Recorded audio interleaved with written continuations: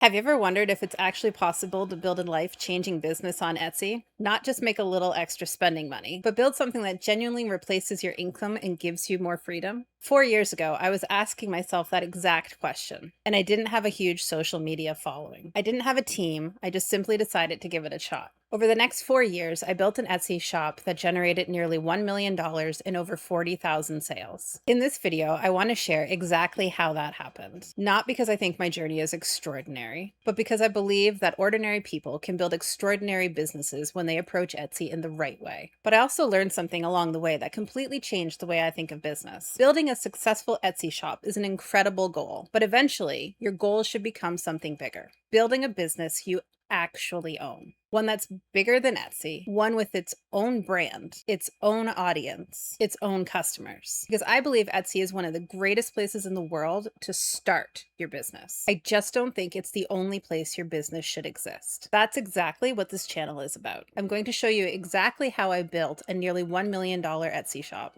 And I'm going to show you how to use Etsy as the foundation for building something much bigger. Because there are two ideas that have completely changed the way I think about entrepreneurship. The first is success leaves clues. The second, build a business you actually own. Let's start at the beginning.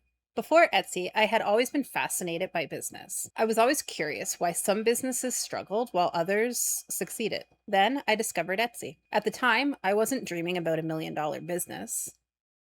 Honestly, I would have been thrilled to just make a few extra $100 a month. What I didn't realize at the time was that opening a little Etsy shop would completely change the course of my life. Like every Etsy seller, I started with 0 sales, 0 reviews, 0 credibility. Not much idea what I was actually doing. But I also realized something.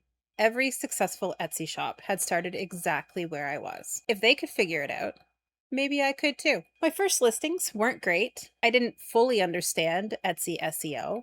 I didn't know how to create thumbnails people would click on. I wasn't sure what customers actually wanted. Some listings never sold. Some sold once. Some products that I was convinced would be amazing completely flopped. And if that's where you are today, you're not failing. You're learning. One of the biggest mind shifts I had was realizing that every unsuccessful listing wasn't a personal failure. It was feedback. It was data. And if I paid attention, it was teaching me something. There was one lesson that completely changed the trajectory of my business. It's a phrase you'll probably hear me say over and over again. Success leaves clues. Think about that. Every successful Etsy shop is leaving behind clues. Their photography, their product selection, their pricing, their keywords, their branding, their customer experience. The clues are everywhere. Most beginners ask, what should I make? I think that's the wrong question. I think the better question to ask is, what is the market already telling me it wants? That single shift changed everything for me. I stopped questioning and I started observing. I stopped creating products for myself and I started creating products for the customer. If you're just getting started, here are 3 things that I wish someone had told me in the beginning. First, research more than you create. Before spending hours designing a product, you need to understand the market. Search Etsy like a customer. Study the first page. Look at the bestseller listings. Ask yourself, why is this product working? Why did they choose that thumbnail? What keywords keep appearing? What are the customers saying in the reviews? Remember, success leaves clues. The goal isn't to copy. The goal is to understand why the customers are buying. Lesson 2, solve problems. Don't just make products. Customers aren't buying a birthday invitation. They're buying an easier birthday party. They're not buying wall art. They're buying a home that feels more personal. The more clearly you understand the problems, the easier it becomes to create the products people actually want. Lesson 3, treat every result like data. If it doesn't sell, that doesn't automatically mean it's a bad listing. Maybe nobody clicked on it. It's probably your thumbnail. Maybe everybody clicked on it, but nobody bought it.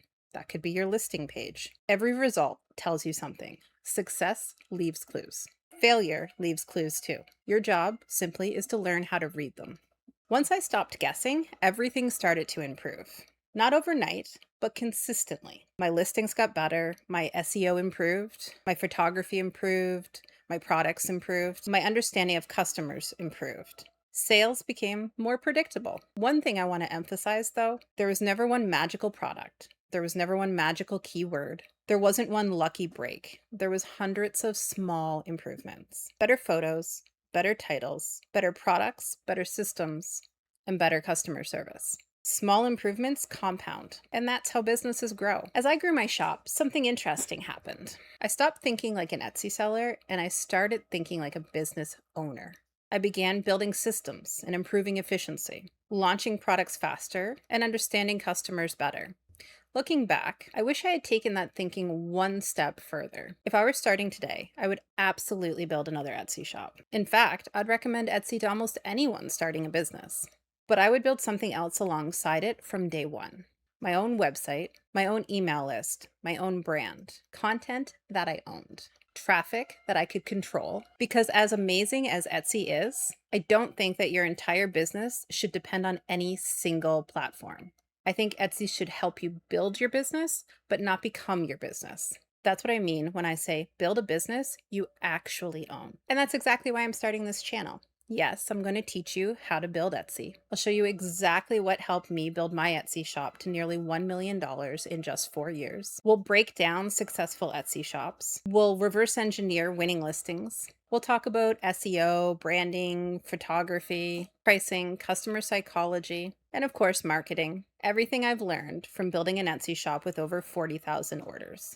But we're also going to talk about what comes next: how to build an audience, how to build an email list, how to build a recognizable brand, how to create traffic you control, how to diversify your income, how to build a business that continues to grow beyond Etsy. Because I don't want you to just build a successful Etsy shop. I want you to build a business that you actually own.